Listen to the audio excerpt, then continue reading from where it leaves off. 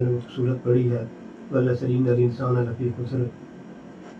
اللہ پاک قرآن میں ارشاد فرماتے ہیں کہ سارے کے سارے انسان خسارے میں ہیں، نقصان میں ہیں، لیکن وہ لوگ جو ایمان لائے اور جنہوں نے نیک عمل کیے اور آپس میں حق بات کی تلقین اور صبر کی تاکید کرتے رہے.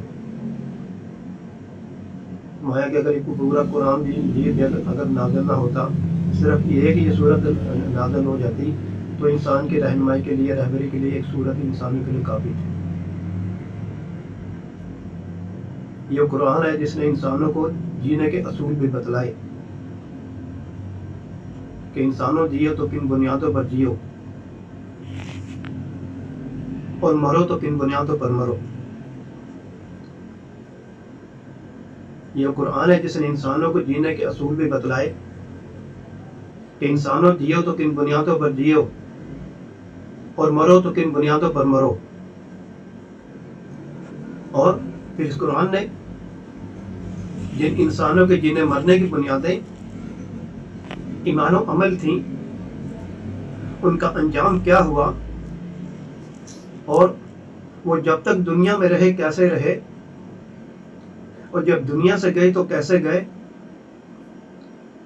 اس کو بھی قرآن نے بیان کر دیا.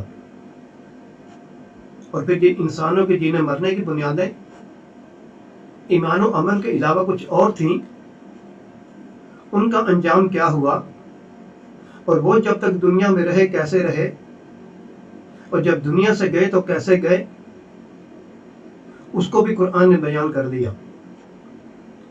اور پھر انسانوں کو سمجھا دیا کہ بھئی اب اپنے لیے چھانٹ لو جو بنیادیں چھانٹنی ہو.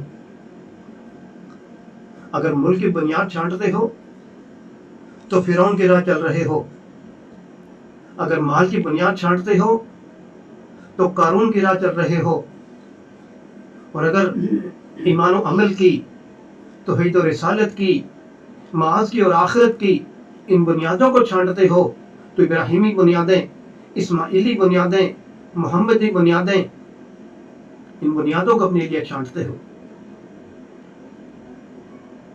لیکن میرے محترم بزرگوں اور دوستوں، آج ہمارے جینے کی بنیادیں بھی بدل گئیں، ہمارے مرنے کی بنیادیں بھی بدل گئیں. آخرت کے خیال ایسا دلوں سے نکل گیا، آخرت کا دھیان ایسا دماغوں سے نکل گیا اور ایسا نظروں سے اوجھل ہو گیا کہ آج میرے محترم بزرگوں اور دوستوں، آج آخرت کے تذکرے تک ہمارے گھروں سے ختم ہو گئے. آخرت کے تذکرے تک ہمارے گھروں سے ختم ہو گئے. اور اگر آج کوئی موت کا تذکرہ کر لے، اگر آج کو موت کا تذکرہ کر لے تو کہتے ہیں میاں تمہیں ہی وقت ملا تھا موت کی بات کرنے کو.